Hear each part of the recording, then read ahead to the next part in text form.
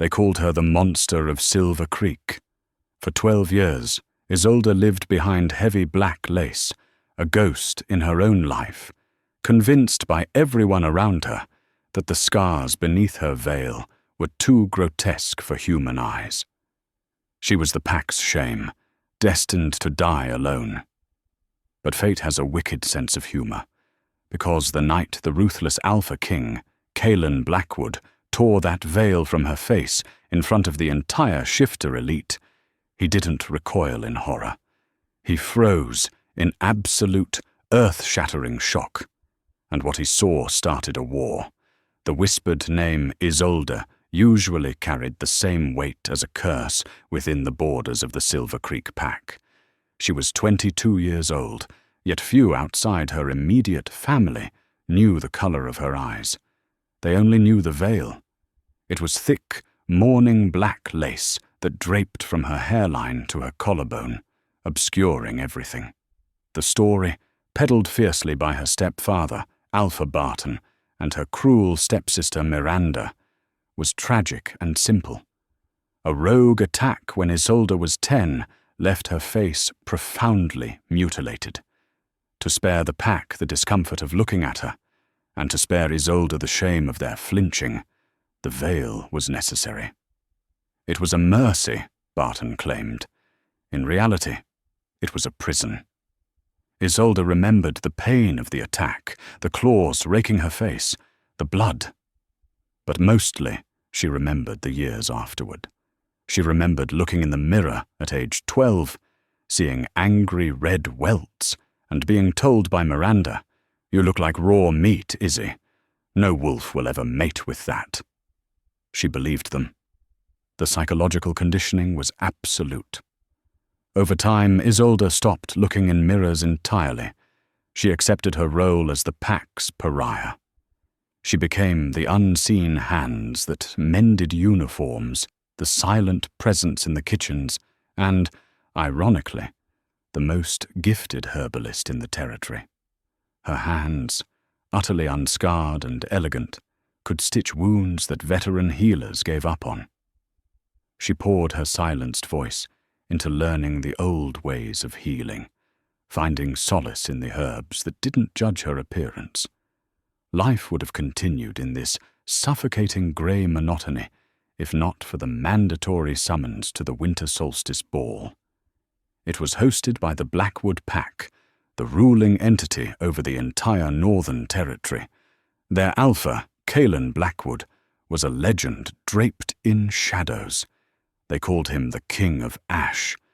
He was rumored to be brutal, efficient, and desperately seeking a mate to stabilize his massive, restless territory. Every unmarried female of rank was required to attend, even the monster of Silver Creek. "Why must I go?" Isolde had pleaded with Alpha Barton 2 days before the journey. They were in his study, the air thick with his cheap cigar smoke. "It's a mating ball. I am unmateable. Miranda is the jewel of this pack. Let her represent us." Barton, a thick-set man whose wolf was as mediocre as his leadership, sneered. "Kalen Blackwood demanded every eligible female. If I leave you behind, he might think I'm hiding an asset. Besides," he laughed, a wet, unpleasant sound, "perhaps some desperate, half-blind Omega will take pity on you. We need the alliance connections." Miranda, lounging in a plush armchair, flipped her perfectly curled blonde hair. "Don't worry, Izzy. Just stand in the darkest corner and try not to breathe too loudly. I intend to come back as Blackwood's queen. I won't have you embarrassing me." The journey to the Blackwood territory was grueling.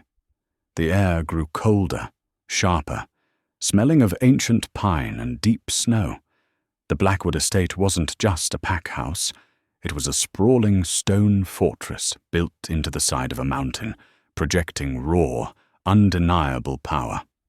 As their convoy arrived, Isolde felt the familiar crush of anxiety. The sheer amount of potent alpha pheromones in the air was dizzying. Hundreds of wolves from dozens of packs were converging. She adjusted her veil, her fingers trembling slightly. The lace scratched her neck, a constant, itchy reminder of her place.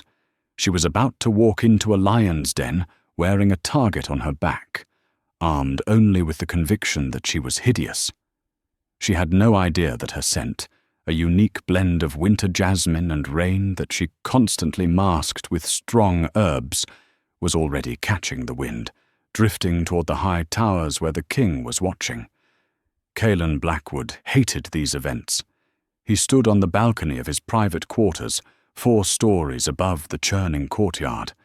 At 28, he was already tired. He had spent the last decade securing borders, putting down insurrections, and turning the Blackwood pack into an empire.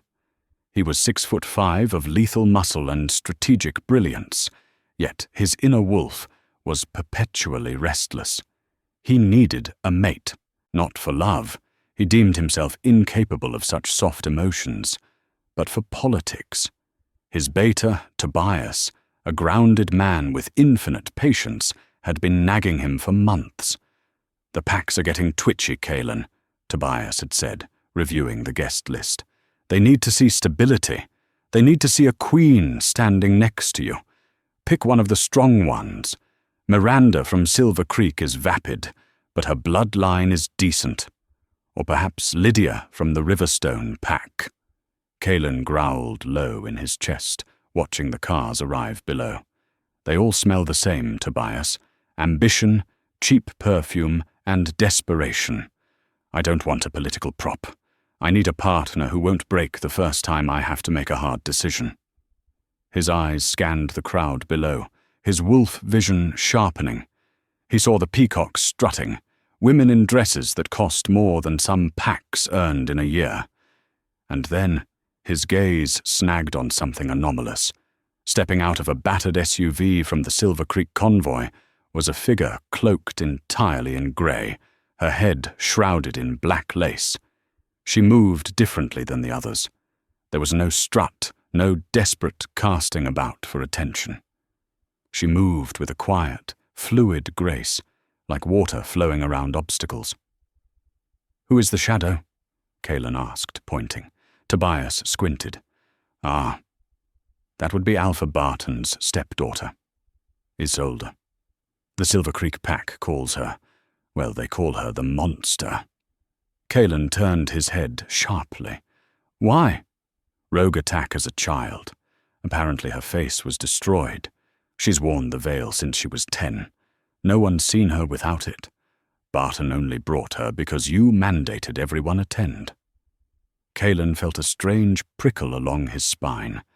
His wolf, usually dormant and dismissive during these events, stood up and paced inside his mind.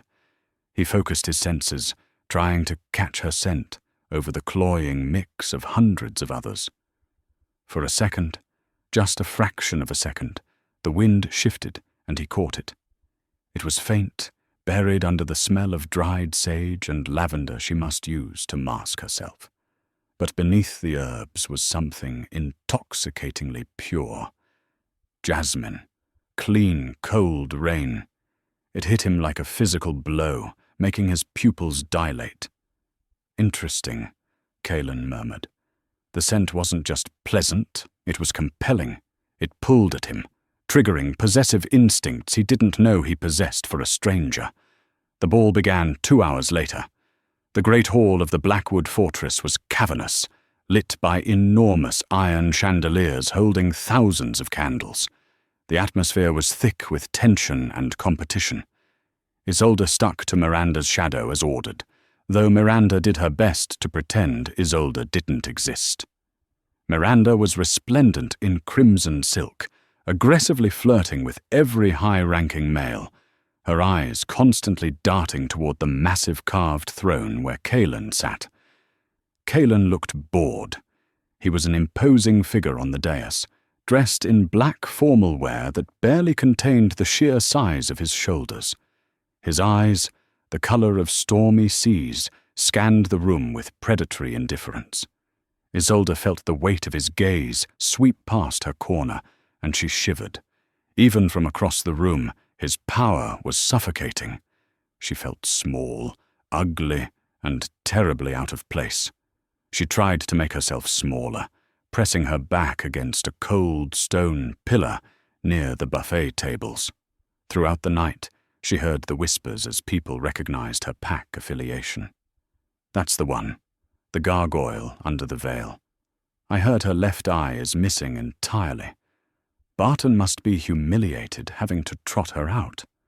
The words stung, old wounds reopening. She focused on the intricate stonework of the floor, counting the flagstones to center herself. Then, the energy in the room shifted. Kalen had stood up. He descended the dais stairs, the crowd parting like the Red Sea. He was moving with purpose, heading not toward the center of the dance floor where Miranda was preening, but toward the edges of the room. Toward her. Isolde's heart hammered against her ribs. No. Don't look at me. Please don't look at me. Kalen stopped 10 feet from her. Up close, he was terrifying. The sheer animal magnetism rolling off him made her knees weak.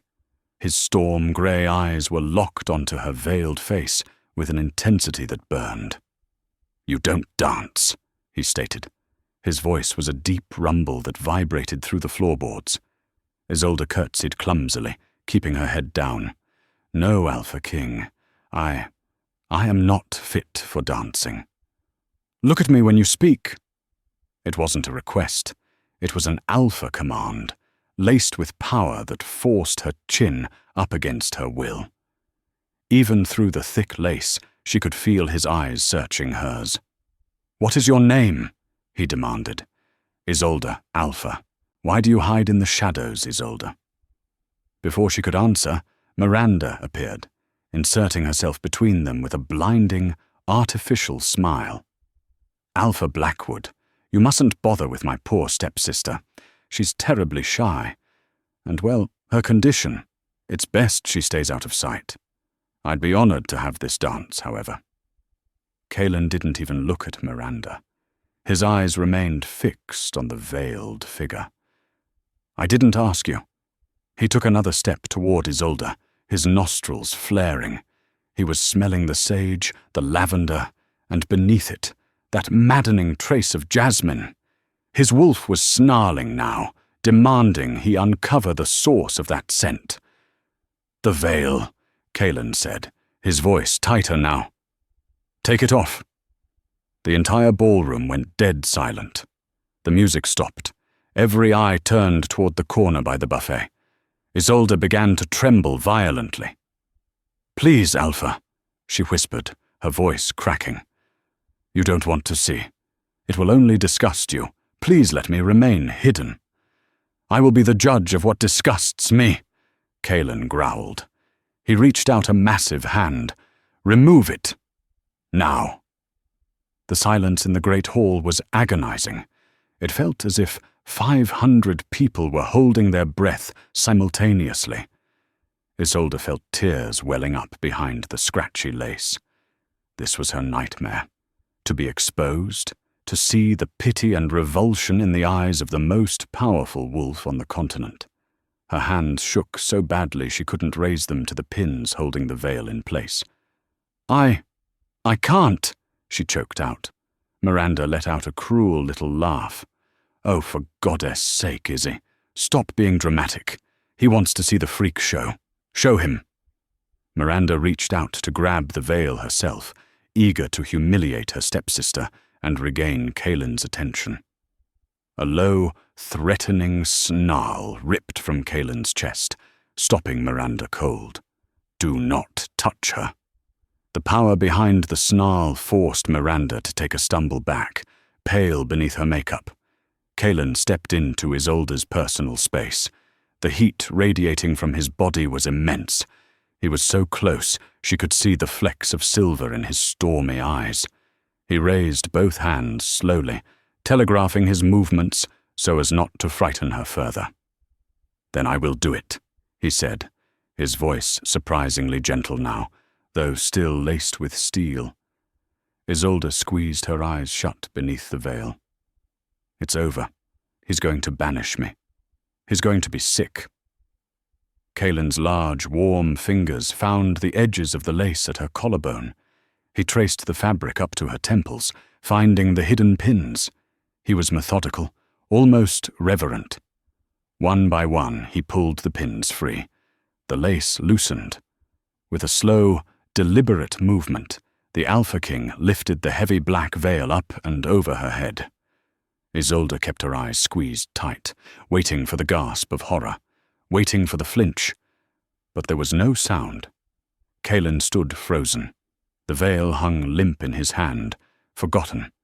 His heart, usually a steady, slow drumbeat, slammed against his ribs.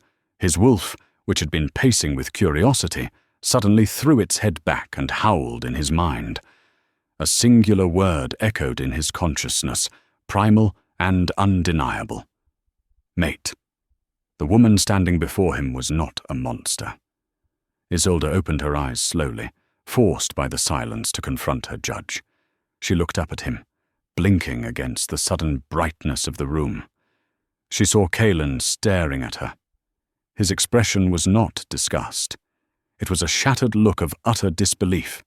His jaw was slightly unhinged, his eyes wide. "What?" Isolde whispered, terrified by his reaction. Is it that bad?" Kaelin couldn't speak.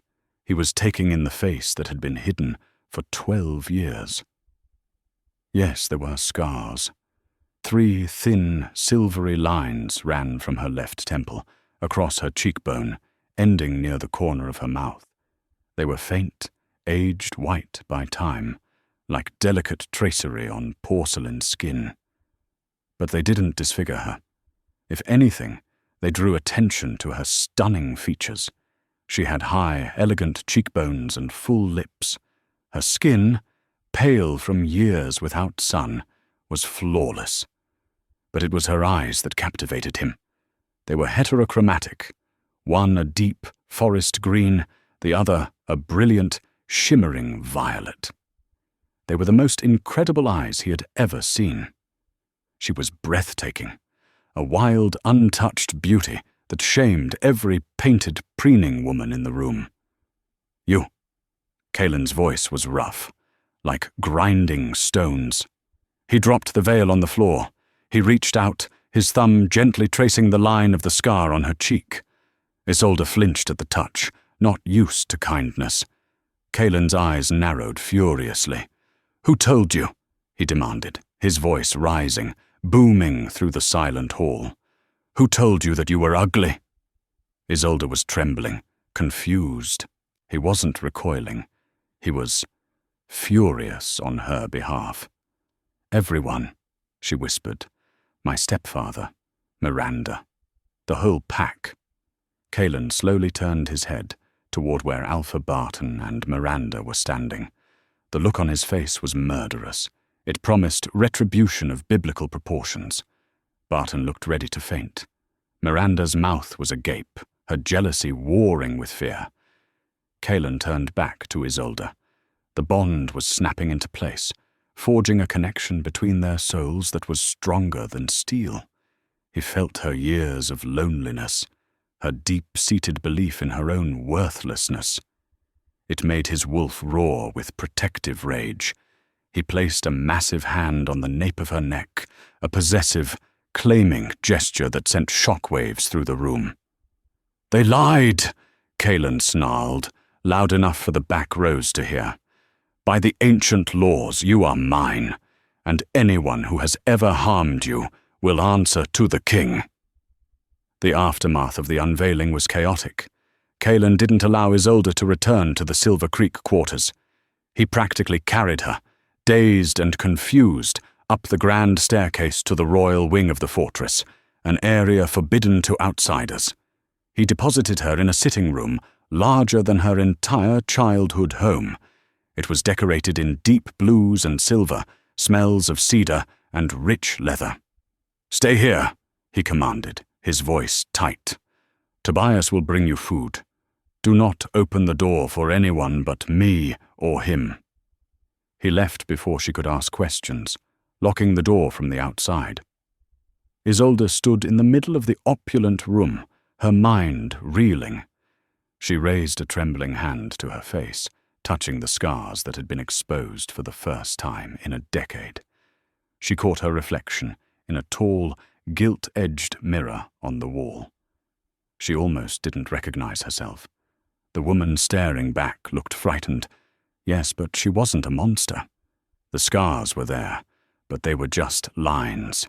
They weren't the oozing, grotesque deformities Miranda had always described. They lied. Kaelin's words echoed in her head. Tears, hot and angry, spilled down her cheeks. 12 years. 12 years stolen. 12 years of hiding in the dark because her own family wanted to keep her beaten down. Why? The door unlocked an hour later. It wasn't Tobias. It was Kaelin. He looked like he had just come from a war zone. His tie was gone, his shirt collar unbuttoned, and the energy rolling off him was violent. He stopped when he saw her crying. The violence in his eyes instantly shifted to concern. "Did someone get in?" he demanded, scanning the room. Isolde shook her head, wiping her eyes. "No, I looked in the mirror." Kaelin crossed the room in 2 strides. He took her face in his hands, his thumbs wiping away the tears. The electricity of the mate bond zinged between them at the touch. "You are beautiful, Isolde," he said fiercely. "The most beautiful thing I have ever seen. Do you understand that? My wolf wants to tear apart anyone who ever made you think otherwise. Why did they do it?" she whispered, leaning into his touch despite herself. It felt so safe. Kaelin's jaw tightened. "I just finished interrogating Barton. Tobias is finishing up with him." The implication was dark. "It seems your biological father came from a powerful healer bloodline. Barton feared that if you knew your worth, if you knew you weren't damaged goods, you might challenge his authority or leave the pack. He needed your healing skills, but he needed you submissive. Miranda just enjoyed having someone to kick." Isolde felt sick. Her entire identity had been constructed on a foundation of lies designed to exploit her. "And you?" She looked up at him, her mismatched eyes searching his grey ones. "You're the Alpha King. Why do you care?" Kaelin let out a rough sigh, resting his forehead against hers. "Because, little shadow, the moment I lifted that veil, my wolf recognized yours. We are fated mates." Isolde gasped. Fated mates were rare, cherished. The idea that she, the pariah, was fated to the king was inconceivable. "But I'm weak," she argued weakly. "I come from nothing. You need a warrior queen, not a scarred herbalist." Kaelin pulled back slightly to look her in the eye. "I have enough warriors. I have armies. What I don't have is someone real. Someone who survived hell and didn't break. You are stronger than you know, Isolde. And those scars, they are just proof that you survived something that would have killed others. They are marks of victory, not shame." He kissed her then. It wasn't a gentle, tentative kiss. It was devastating. It was a claim, a promise, an infusion of strength. Isolde melted into him, feeling for the first time in her life that she belonged somewhere. But outside the safety of Kaelin's royal wing, the political waters were churning. Miranda was hysterical with humiliation, and news traveled fast. Other packs were outraged. Some that the king chose a damaged mate, others that Barton had perpetrated such a fraud. And deep in the shadows, an old enemy of Kaelin's smelled opportunity in the chaos. Alpha Ronan of the Southern Isles, a man who had long coveted Kaelin's throne, saw a new weakness in the king's armor. His newly discovered, untrained, and emotionally fragile mate. The next few weeks were a disorienting blur for Isolde. She went from being invisible to being the most watched woman on the continent. Kaelin moved her permanently into the royal wing. He showered her with gifts, silks that didn't scratch, ancient books on healing she had only dreamed of reading, and delicate jewelry that highlighted her eyes. He was possessive to the point of suffocation. He hated leaving her alone, even for meetings. When they were together, he couldn't stop touching her, a hand on the small of her back, fingers tangled in her hair. The mate bond deepened intensely, a constant hum of connection between them. Isolde began to feel his moods before he even entered a room. But the transition was hard. She wasn't used to servants, to guards following her everywhere. She felt like she had traded her veil of lace for a cage of gold. Kaelin's beta, Tobias, a kind man with worry lines etched around his eyes, tried to help her adjust. He taught her about pack politics, about the expectations placed on a queen. "Kaelin loves you fiercely," Tobias told her one afternoon while they walked in the highly secured private gardens. "But he has many enemies, Isolde. He's terrified of losing you now that he's found you.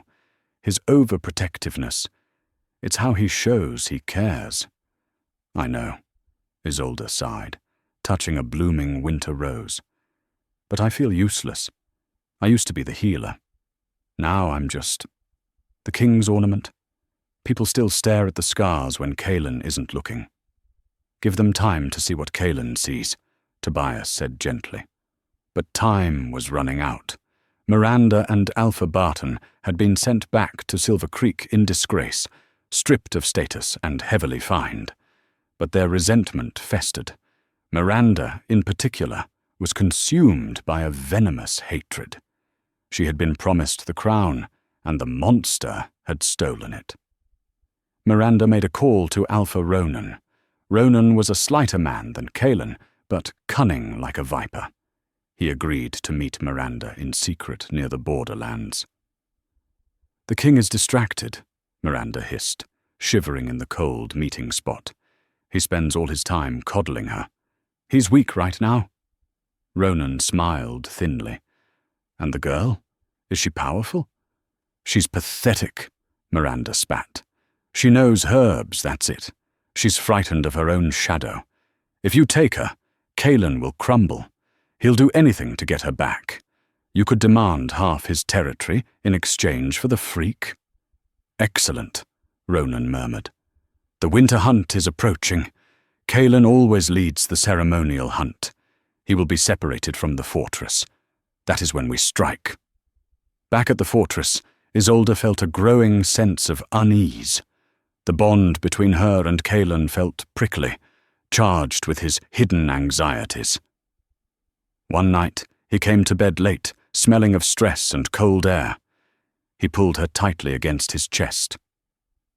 "Promise me you'll stay within the inner walls tomorrow while I'm on the hunt," he murmured into her hair.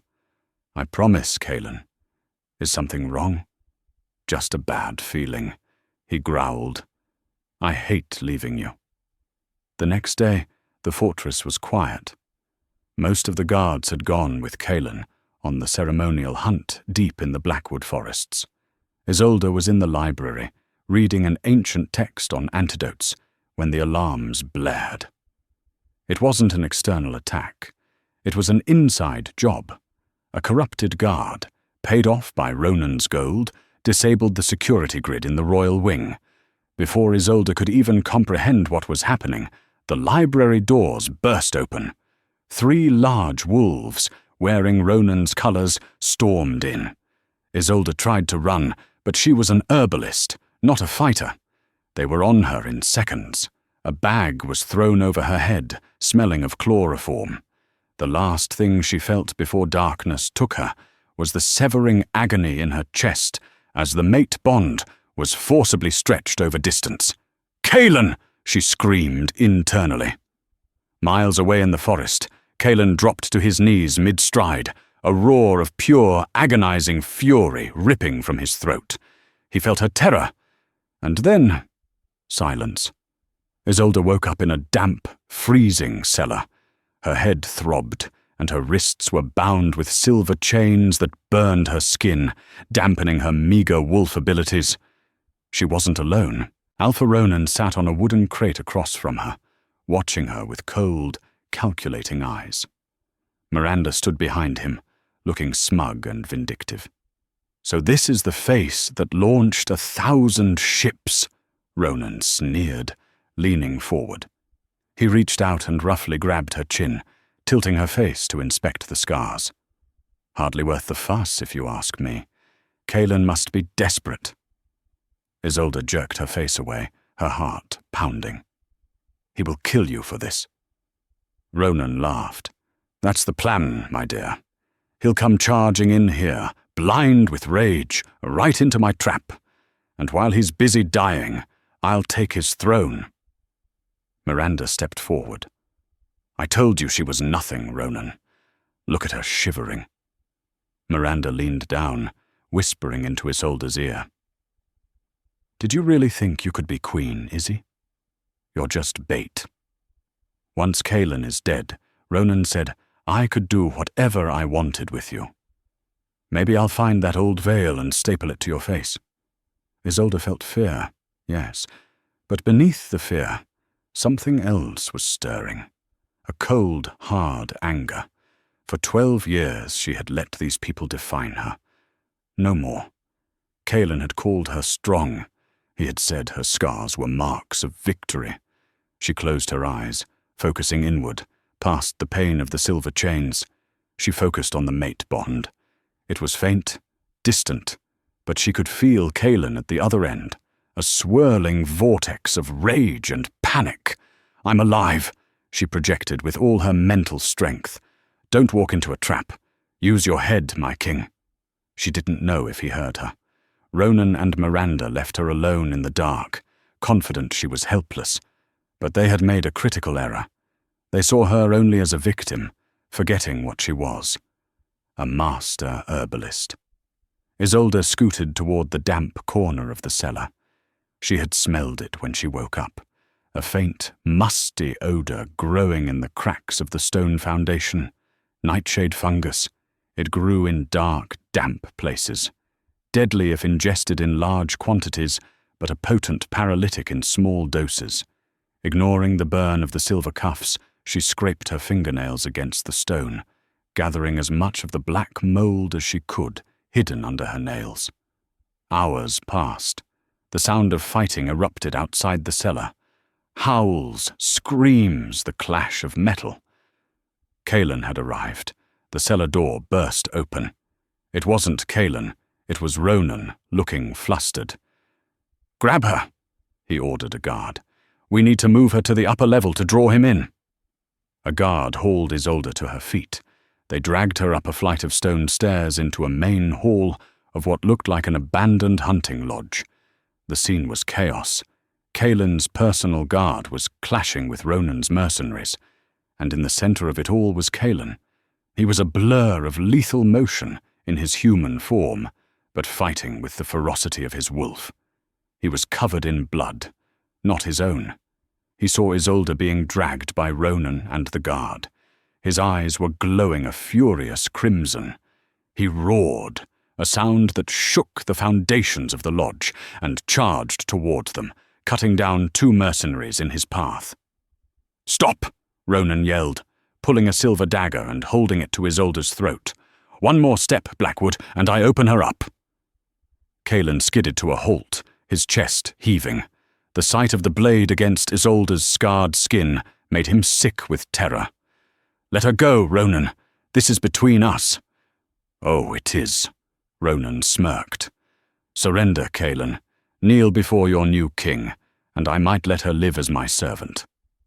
Miranda emerged from the shadows, laughing. "Kneel, our king. Look at him, Izzy, your big bad hero, brought low by—" Isolde knew this was her only chance. Kaelin would surrender to save her. She couldn't let that happen. As Ronan shifted his grip on the dagger, distracted by his own gloating, Isolde made her move. She didn't pull away. Instead, she jammed her thumb, caked with the concentrated nightshade fungus, hard into the open wound on Ronan's forearm where Kaelin had clipped him earlier. It wasn't enough to kill him, but the effect on an open bloodstream was almost instant. Ronan gasped, his arm going numb. The dagger clattered to the floor. He stumbled back, his speech slurring. What did you? Isolde dropped to the ground, rolling away from him. Now, Kaelin! She screamed. Kaelin didn't hesitate. He closed the distance in a heartbeat. He didn't bother shifting. He hit Ronan with the force of a freight train, his fist connecting with Ronan's jaw with a sickening crack. Ronan crumpled, the paralytic and the blow knocking him cold instantly. Miranda screamed and tried to run, but Tobias, who had entered with backup, tackled her before she reached the door. The room fell silent, save for the heavy breathing of the victors. Kaelin rushed to Isolde, falling to his knees and pulling her into his arms. He ripped the silver chains off her wrists as if they were paper. Are you hurt? Did they touch you? He was frantic, checking her for wounds, his hands shaking. Isolde clung to him, burying her face in his neck, breathing in the scent of pine and safety. I'm okay. The fungus. It worked. Kaelin pulled back, looking at her in awe. He looked at the downed Alpha Ronan, then back at his mate, the woman everyone said was weak. You took down an Alpha, he whispered, a fierce pride warring with his lingering terror. Isolde touched the scars on her face, then looked him in the eye. A slow, genuine smile spread across her face, reaching her mismatched eyes. I told you, she said softly. I'm a healer. I know poisons too. The weeks following the rescue were a blur of frenetic activity, but the night of the coronation ball arrived with the weight of judgment. This wasn't just a party. In the werewolf world, a coronation was a trial by fire. It was the moment the pack officially accepted or rejected their new queen. Isolde stood before the floor-to-ceiling mirror in the royal suite. The dress Kaelin had commissioned for her was not merely a garment, it was a statement of war. It was a deep, emerald-green velvet that hugged her curves, with a neckline that plunged daringly low, and a back that was entirely open. But the most shocking detail was the silver embroidery that traced the exact path of the scars on her face, continuing down her neck and onto the bodice of the dress. Instead of hiding her imperfections, the dress highlighted them, turning them into art. You are shaking, a deep voice rumbled from the doorway. Isolde didn't turn. She watched Kaelin's reflection as he walked toward her. He was wearing his formal Alpha regalia, a black military-style tunic with gold braiding and the heavy velvet cape of the Blackwood line. He looked lethal and regal, a king in his prime. I'm terrified, Isolde admitted, her voice barely a whisper. Ronan and Miranda are gone, but the Council of Elders, they are traditionalists. They expect a warrior queen. They expect someone who can shift and tear a throat out. I am just me. Kaelin stepped behind her, his large, warm hands settling on her bare shoulders. The heat of his palms grounded her. You brought an Alpha to his knees without throwing a single punch. You possess a power they cannot comprehend. And if they cannot see that, then they are blind. And I will remove their eyes. His threat was dark, possessive, and entirely serious. No violence tonight, Kaelin, she chided gently, placing her hand over his. Promise me. Tonight is about unity. I promise to try, he grumbled, kissing the sensitive spot where her neck met her shoulder. But if anyone disrespects you, the truce ends. The descent into the great hall was a walk through a gauntlet. The herald announced them, and the heavy oak doors swung open. Presenting His Majesty, Alpha King Kaelin Blackwood, and his mate, the future queen, Isolde of Silver Creek. As they stepped onto the balcony overlooking the ballroom, the silence was deafening. 500 faces turned upward. These were the Alphas and Lunas of the allied packs, the wealthy elite, and the dreaded Council of Elders. Isolde felt the phantom sensation of the veil on her face. Her instinct was to duck her head, to hide the scars that shone under the crystal chandeliers. But Kaelin's grip on her arm was iron tight, a silent command. "Chin up. You are mine." She forced herself to look directly at them. She saw shock. She saw curiosity. And in the eyes of the elders standing near the dais, she saw cold disapproval. They descended the staircase. Every step was a battle against her own history. As they reached the floor, the crowd parted, creating a wide lane toward the throne. Standing there, blocking their path, was Elder Garrick. He was the oldest wolf in the territory, his fur grey, his face a map of old battles. He held the ceremonial staff of the pack. "Halt!"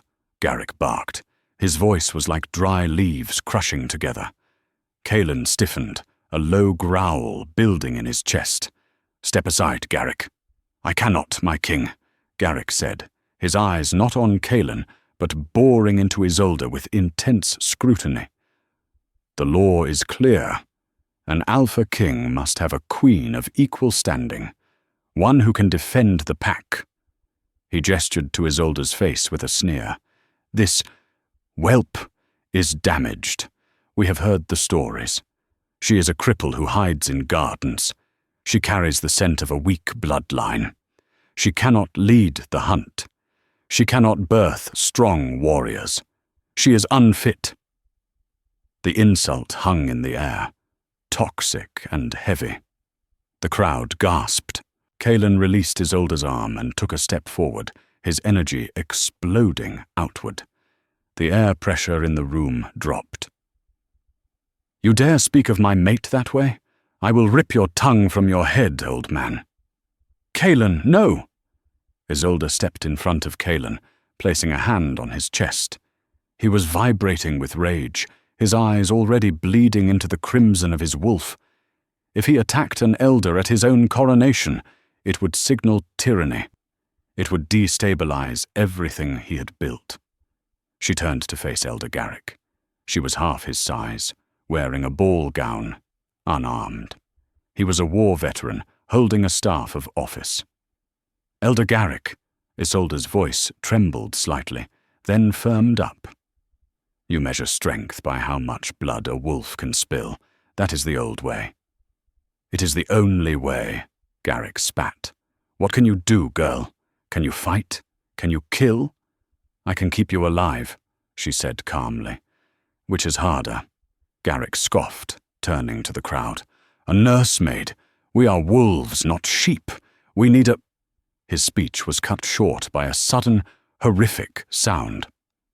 To the left of the dais, a young woman, the daughter of a visiting alpha, suddenly dropped her wine glass. It shattered on the stone floor. The girl clutched her throat, her eyes bulging. Foam, tinged with pink, began to spill from her lips. She collapsed, convulsing violently. "Assassin!" someone screamed. "Poison!" Panic erupted. The crowd surged back, terrified. Guards drew weapons, circling the king. "Secure the exits!" Kaelin roared, pulling Isolde behind him. "Nobody leaves!" But Isolde pulled away. She recognized the scent instantly. It was faint, sweet, like rotting almonds, cyanide laced with monkshood. It was a fast-acting neurotoxin, likely meant for Kaelin, but consumed by the girl by mistake, or perhaps a test to see if the new leadership could handle a crisis. The girl on the floor was turning blue. Her father, Alpha Hideo, was wailing, trying to shake her awake, which was only making the poison circulate faster. "Let her die," Garrick shouted over the din. "It is an attack. We must protect the king." "She will not die," Isolde yelled. She didn't ask for permission. She didn't look at Kaelin. She hiked up her heavy velvet skirts and ran toward the convulsing girl. "Isolde, stop!" Kaelin shouted, reaching for her. Terrified it was a trap. She ignored him. She slid onto her knees beside the dying girl. The girl's airway was closing. Her heart was beating so fast it was fluttering like a hummingbird's wings. "Get back!" Isolde commanded Alpha Hideo. The sheer authority in her voice shocked the grieving father into obeying. Isolde placed her hands on the girl's chest. She didn't have her herbs. She didn't have her salves. She had nothing but her knowledge and the raw energy of the earth that she had always been able to feel, but never fully harness. "Think," she screamed at herself. "Monkshood stops the heart. I need to slow it down. I need to bind the toxin." She looked around frantically. The buffet table. "Salt!" Isolde screamed. "Bring me the salt cellars. And charcoal. Someone get me burnt wood, ash, anything carbon-based, now." The guards hesitated, looking to Kaelin. Kaelin looked at his mate. He saw the fire in her eyes. The fear was gone, replaced by a terrifying competence. "Do as she says!" Kaelin bellowed, his alpha command shaking the walls. Tobias sprinted to the tables, grabbing heavy crystal bowls of sea salt. A guard ran to the massive fireplace, grabbing a handful of cooled, blackened logs. Isolde worked with the efficiency of a surgeon. She crushed the charcoal in her bare hands, not caring that it stained her expensive dress. She mixed it with water from a pitcher, forcing the black slurry down the choking girl's throat. "Swallow," she commanded. "It will bind the poison." Then she packed the salt around the girl's neck and chest, using an old healer's technique to draw out heat and stabilize the energy flow. The room was silent. Even Garrick was watching, his mouth slightly open. Isolde closed her eyes, placing her hands over the girl's heart. She reached deep into her own core, finding the mate bond, that limitless well of power Kaelin provided, and for the first time, she didn't just draw from it, she channeled it. She pushed that strength into the dying girl, willing her heart to steady. "Beat," Isolde commanded silently. "Slow down and beat." Seconds ticked by. They felt like hours. The girl's convulsions slowed. The blue tint faded from her lips. The girl drew a ragged, wet breath, then coughed, expelling the black charcoal mixture onto the floor. She opened her eyes. "Father," she whispered. Alpha Hideo collapsed, weeping, pulling his daughter into his arms. Isolde sat back on her heels, her hands black with soot, her dress ruined, her chest heaving. She looked up. Kaelin was standing over her. He wasn't looking at the crowd. He was looking at her with an expression of worship. He offered her his hand. Isolde took it, and he pulled her to her feet. She turned to Elder Garrick. The old wolf looked at the girl who had been seconds away from death. Then he looked at Isolde's soot-stained hands. "You were saying, Elder?" Isolde asked, her voice ringing clear in the silent hall. "That I cannot kill. You are right, but death is easy. Any fool with claws can destroy. It takes a queen to save a life when all hope is lost." Garrick stared at her for a long moment. Then, slowly, painfully, he dropped to one knee. He lowered his head. "The pack recognizes the queen," Garrick rasped. One by one, the other elders knelt. Then the visiting alphas, then the guards, until every person in the room was bowed before the woman with the scars and the ruined dress. Kaelin didn't kneel. He stood beside her, his hand gripping hers. He leaned down, whispering in her ear, "My equal, my queen." The ball continued, but the atmosphere had shifted. Isolde wasn't a curiosity anymore. She was a legend in the making. But as the adrenaline faded, the reality of her position set in. Later that night, after the guests had departed, and the would-be assassin, a waiter paid by a rival faction, had been apprehended, Kaelin found Isolde on the balcony of their private suite. The winter wind was biting, but she didn't seem to feel it. She had scrubbed the soot from her hands, but the emotional stain remained. "You saved Hideo's daughter," Kaelin said, wrapping his cloak around her from behind. "He has pledged a life debt to us. The Western Alliance is stronger than ever because of you." Isolde leaned back into him, exhausted. I was terrified, Kaelin. I didn't know if it would work. If she had died, they would have blamed me. But she didn't die, Kaelin said firmly. He turned her around to face him. The moonlight caught the silver scars on her face, making them glow. You have to stop waiting for the other shoe to drop, Isolde. You are not the victim anymore. You are the savior. He picked her up, carrying her inside away from the cold. He laid her on the massive bed, hovering over her. I have a confession, Kaelin murmured, his fingers tracing the line of her jaw. What? When I saw you working on that girl, when I saw you command the room, I have never been more attracted to you. It wasn't just your beauty, it was your power. Isolde smiled, a genuine, tired smile. So you like bossy women? Kaelin chuckled, a dark, rumbling sound. I like my woman. I like that you don't need me to save you anymore, but I still want to. I will always need you, Isolde whispered, pulling him down for a kiss. Just not to fight my battles. I need you to hold me when the battle is over. Their lovemaking that night was different. It wasn't frantic or desperate like it had been after the kidnapping. It was slow, deliberate, a true cementing of their bond. It was a meeting of equals. For the first time, Isolde didn't turn off the lights. She let Kaelin look at her, all of her, and she looked back, unflinching. 3 years later, the nursery in the Blackwood fortress was bathed in warm morning sunlight. The floor was strewn with soft toys. Isolde sat in the rocking chair, a bundle wrapped in soft white blankets in her arms. She was humming a lullaby, the same one she used to hum to herself when she was locked in the cellar at Silver Creek. The door creaked open. Kaelin entered. He looked tired. Border disputes were never ending, but his face softened the moment he saw them. Is he asleep? Kaelin whispered, creeping forward with exaggerated stealth for a man of his size. Finally, Isolde smiled. He has your temper.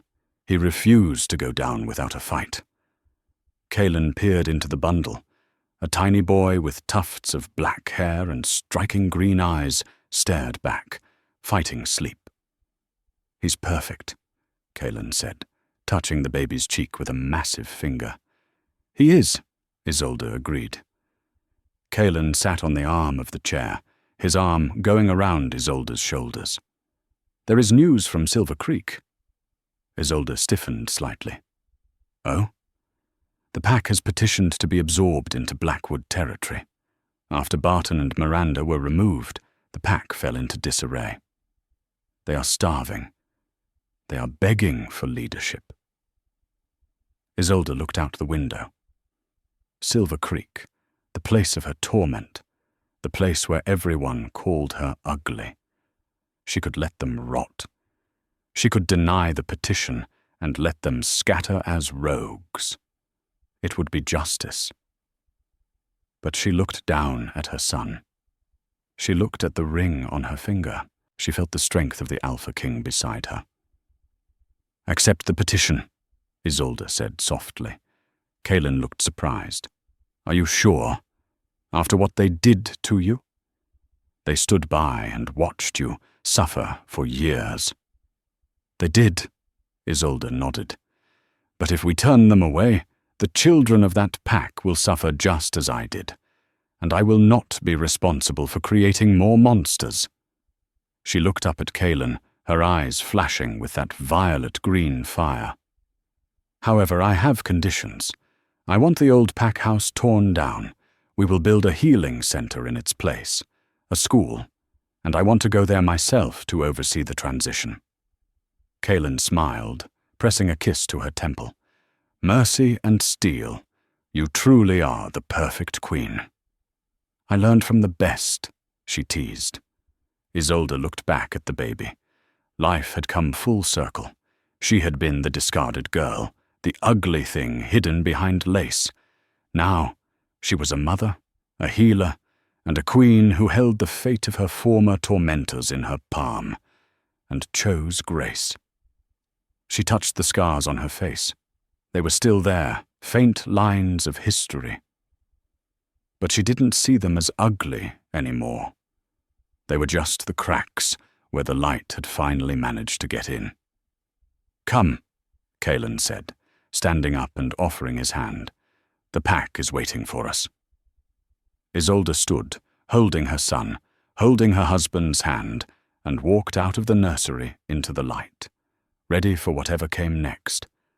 And that is the story of Isolde and the Alpha King. From a girl convinced she was a monster to a queen who saved her enemies with a touch of her hand. It's a powerful reminder that the things we think are our weaknesses, our scars, our trauma, our sensitivity, can actually become our greatest strengths if we are brave enough to own them. Kalen and Isolde's love wasn't easy. It was forged in fire and blood. But those are the bonds that never break. If this story touched your heart, please give this video a thumbs up. It really helps the channel grow. Don't forget to hit that subscribe button and ring the bell so you're the first to know when the next werewolf romance drops. I have a spicy story coming up next week about a rejected mate who becomes a billionaire, so you won't want to miss that. Thanks for listening, and remember, you are worth more than what others see. See you in the next one.